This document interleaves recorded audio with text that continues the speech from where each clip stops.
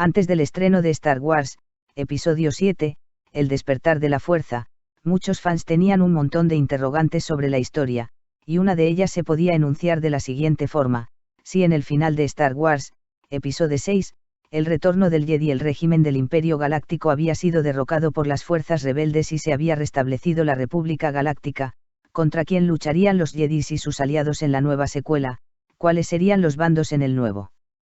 conflicto que se indudablemente centraría la acción en la película por estrenar de la saga? Como por los trailers se apreciaba la presencia de los Stormtrooper, los soldados de las tropas de asalto imperiales, y en vista de que el imperio había sido derrocado y destruido por las fuerzas rebeldes republicanas victoriosas en la guerra civil, muchos presumían que los restos de las fuerzas imperiales se habían reagrupado para luchar contra la nueva República Galáctica, y que ahora eran ellos los rebeldes que luchaban contra el nuevo gobierno de la República. Sin embargo, cuando se empezó a ver que se referían a los buenos, los Jedis y compañía, como la Resistencia, nos entró algo de confusión, pues si el gobierno de la nueva república estaba formado por los antiguos rebeldes contra el imperio, ¿cómo podían ser resistencia a su propio gobierno?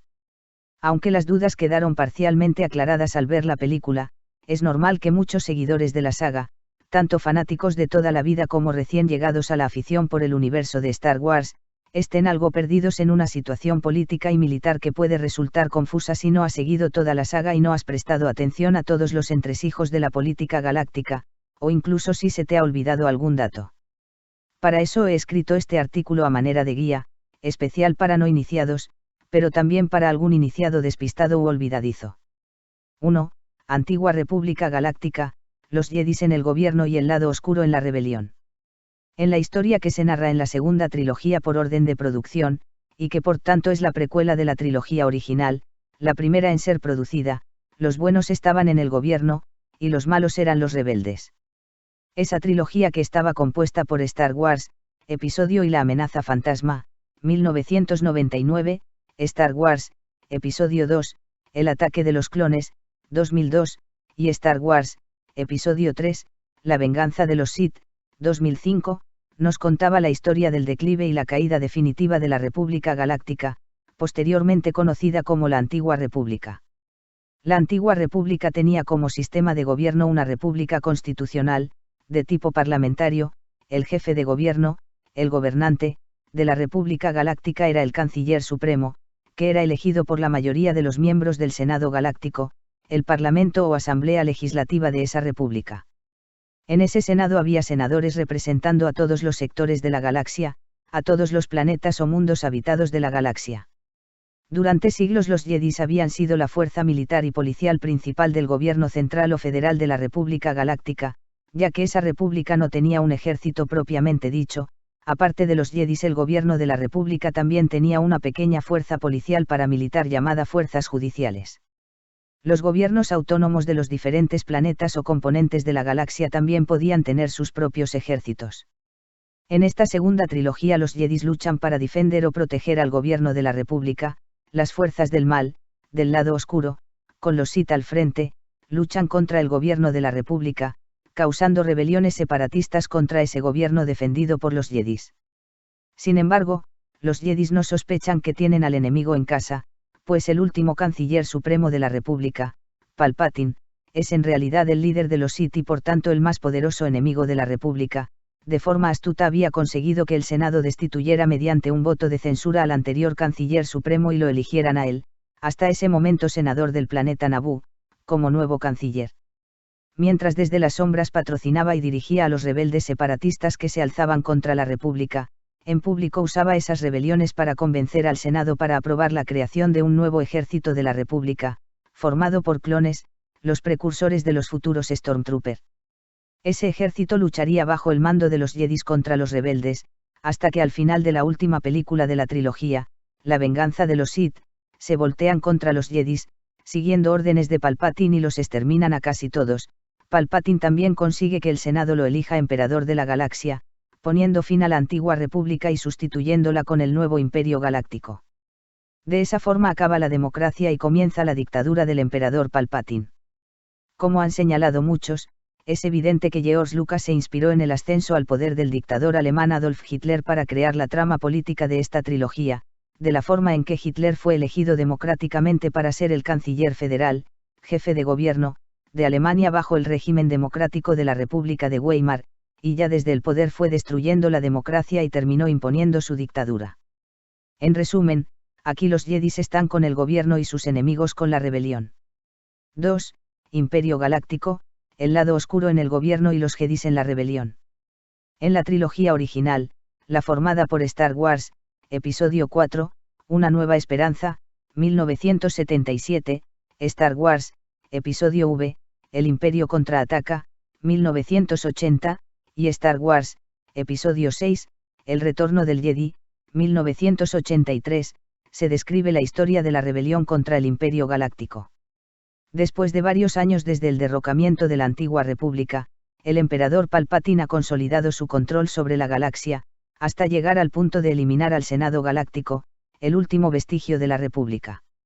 Sin embargo, los que se oponen a su tiranía se han alzado y han iniciado una rebelión armada contra el emperador y su gobierno, una rebelión a la que se unirán los protagonistas, comenzando por la nueva esperanza de los Jedis, el joven Luke Skywalker. El ejército rebelde es grande, pero el ejército o armada imperial es mucho más poderoso, pero finalmente, como es natural, los rebeldes ganan la guerra y derrocan al imperio. En resumen, aquí los buenos, los Jedis y sus aliados, son los rebeldes, y sus enemigos o los malos están en el gobierno, en el poder. Es de hacer notar que la película próxima a estrenarse de Rogue One, una historia de Star Wars, también se ubica en este contexto político y militar, pues ocurre antes de la acción del episodio 4, Una Nueva Esperanza, la primera película de la trilogía original, pero muchos años después de la caída de la antigua República, y narra la peligrosa misión de un grupo de rebeldes contra el Imperio. 3. Nueva República Galáctica, Resistencia y Primera Orden, dependiendo del lugar de la galaxia, rebelde o gobierno. En la tercera trilogía que ha comenzado con Star Wars, Episodio 7, El Despertar de la Fuerza, 2015, la historia da un salto a muchos años después de la derrota y caída del Imperio Galáctico. Los rebeldes que lucharon contra el emperador, muerto al final de la trilogía original, han conseguido formar un nuevo gobierno e instaurar una nueva república galáctica. Sin embargo, los restos de las fuerzas imperiales se retiraron a unos pocos sectores en los bordes externos de la galaxia, en los que habitaba una pequeña porción de la población de la galaxia y donde estaba instalada una porción también pequeña de la industria. El gobierno de la nueva república renuncia a hacer un intento de liberar esos sectores galácticos, porque el costo en vidas y material sería muy elevado. Así que se establece una especie de acuerdo de paz o armisticio entre esos restos del imperio y la nueva república, un acuerdo que permite a los antiguos imperiales conservar esos territorios a cambio de aceptar límites a su armamento, a sus arsenales, un desarme parcial. En los lejanos planetas bajo su control, los leales al imperio establecen su propio gobierno, una dictadura militar que pasa a llamarse Primera Orden. El territorio de la Primera Orden es prácticamente un rump state, estado minoritario, es decir, un estado soberano que es el remanente o residuo de un estado que alguna vez fue más grande. También se convierte en un reino ermitaño, es decir, un estado o país aislado del resto del mundo, o en este caso, del universo. Con el paso de los años, como se explica en Star Wars, Blue Line, algunos planetas de la República, partidarios de un gobierno centralizado como el que tuvo el Imperio, porque garantizaba mejor el orden, deciden separarse de la nueva república y unirse a la Primera Orden. Pero la gran mayoría de los planetas habitados permanecen dentro de la república. Entonces, la historia de la primera película de la nueva trilogía es la historia de una guerra entre dos gobiernos, el de la nueva república galáctica y de la Primera Orden. Entre prácticamente dos estados, países o potencias. La respuesta en principio es no, porque la trama se complica. Y es que, aunque el gobierno y la mayoría del Senado de la República Galáctica prefieren ignorar el peligro que representa la Primera Orden, la antigua princesa Leia Organa decide formar un nuevo ejército rebelde dentro de los territorios de la Primera Orden, un ejército conocido simplemente como la Resistencia. Esa nueva resistencia, armada y financiada por Leia y otros políticos y personas influyentes de la nueva República, lucha contra el gobierno de la Primera Orden desde dentro, en los planetas bajo su control. En El Despertar de la Fuerza se ve al final que los temores de Leia estaban justificados, porque después de muchos años de rearmarse y dotarse de armas de destrucción masiva, la Primera Orden lanza un devastador ataque contra la Nueva República en un esfuerzo para iniciar la reconquista de toda la galaxia, para restaurar el Imperio. De nuevo los creadores de Star Wars parecen haberse inspirado en la historia de Alemania en el siglo XX, la historia de la Primera Orden es parecida a la de Alemania después de la Primera Guerra Mundial, cuando después de su derrota se vio humillada por los vencedores en la guerra, obligada a aceptar reparaciones impagables y límites drásticos a su capacidad militar, a su armamento, lo que a la larga llevaría a Hitler al poder. Y el rearme para buscar venganza y lanzarse de nuevo a la conquista, recuerda también la intensificación del rearme de Alemania después que Hitler llegó al poder para después volver a atacar a sus enemigos y causar la Segunda Guerra Mundial. En resumen, en esta nueva trilogía los buenos estarían en el poder, en el gobierno, dentro del territorio de la Nueva República Galáctica, pero dentro del territorio de la Primera Orden, son rebeldes, son la resistencia. Por el otro lado, los malos están en el gobierno dentro del territorio de la Primera Orden, pero dentro de la República serían enemigos del gobierno.